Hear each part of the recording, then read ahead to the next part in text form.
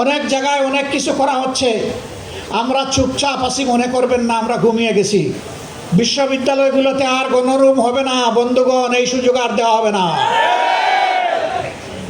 আমি তো শুনেই আমার বেহুশ হয়ে যাওয়ার উপক্রম। আমি বললাম যে ওই মার্কেটটা আমাকে নিয়ে যাও। বললো এক মার্কেটে না, অনেকগুলো মার্কেটে।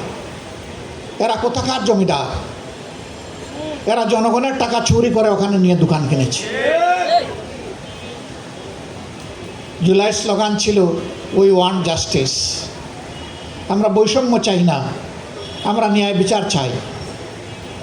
ন্যায় বিচারের জন্য বিচার বিভাগটা স্বাধীন হবে। এই সরকার হওয়ার আগে, নির্বাচন হওয়ার আগে সবাই চিৎকার দিলাম, বর্তমান সরকারি দল বলল, আমরা বললাম।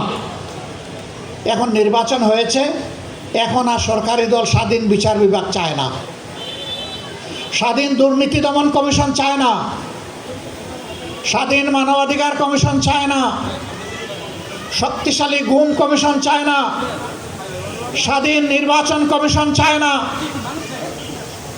আগের ফেসিবাদের আলোকেই তারা সব কিছু রাখতে চায়। এই জন্যেই তারা গণভোটের গণরায়ও মানতে চান না। আমরা পরিষ্কার বলে দিচ্ছি, এর রায় বাস্তবায়ন বাংলার জমিনে হবে ইনশাআল্লাহ। জনগণকে অপমান করার সুযোগ কাউকে দেওয়া হবে না। 70% মানুষ যেখানে রায় দিয়েছে, এই রায় অবশ্যই আল্লাহর মেহেরবানিতে বাস্তবায়ন হবে। আমরা লড়াই করব না, যদি না হয় তাহলে রাজপথে লড়াই করে, আন্দোলন করে সেই দাবি আদায়ে বাধ্য করা হবে।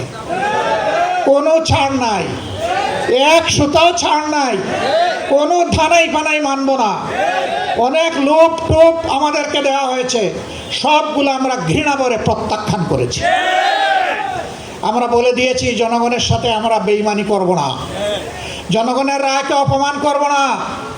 আজ যদি গণভোটের রায় ব্যর্থ হয়, জনগণ নির্বাচনী এবং গণতান্ত্রিক প্রতিষ্ঠানের উপর আস্থা হারাবে, জনগণ ধিক্কার দেবে। সেই ধিক্কারের পাত্র বিরোধী দল বনতে চায় না। এ দায়িত্ব আমরা নেব না। এই জন্যই আমাদের লড়াই, আমাদের সংগ্রাম।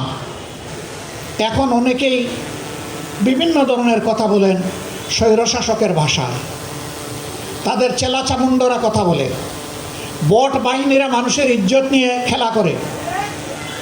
আবার সেই ফেসিবাদ। বিশ্ববিদ্যালয়গুলোতে আর গণরুম হবে না বন্ধুগণ, এই সুযোগ আর দেওয়া হবে না। গণরুম গেস্টরুমের কবর হয়ে গেছে 24-এ, এটা আর ফিরে আসবে না।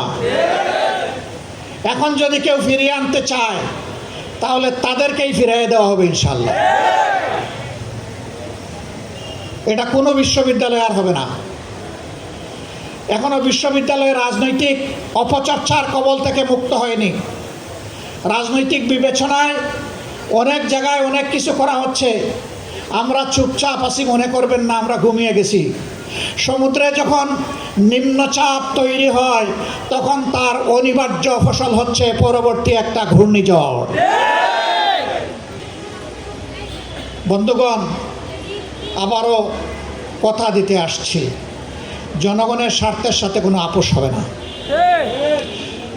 কোনো অপশক্তির কাছে মাথাও নত করা হবে না। এটা দেশীয়, আঞ্চলিক, আন্তর্জাতিক যাই হোক, ইনশাআল্লাহ যুবকদের প্রত্যাশার আকাঙ্ক্ষার বাংলাদেশ গড়ে দেওয়ার জন্য আমাদের বাকি জীবনকে আমরা উজাড় করে দেব। আবার যুবক হয়ে লড়াইও করব যুবকদের সাথে ইনশাআল্লাহ। যুবকদের হাত ধরে, যুবকদের সাথে থেকে, যুবকদের সম্মুখভাগে থেকে মুক্তির আন্দোলন চলবে ইনশাআল্লাহ। এই আন্দোলন কেউ বন্ধ করতে পারবে না।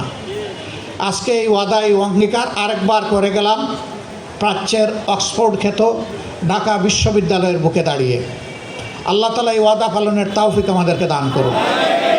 এই আয়োজনের জন্য আবারও মোবারকবাদ জানিয়ে আমার বক্তব্য।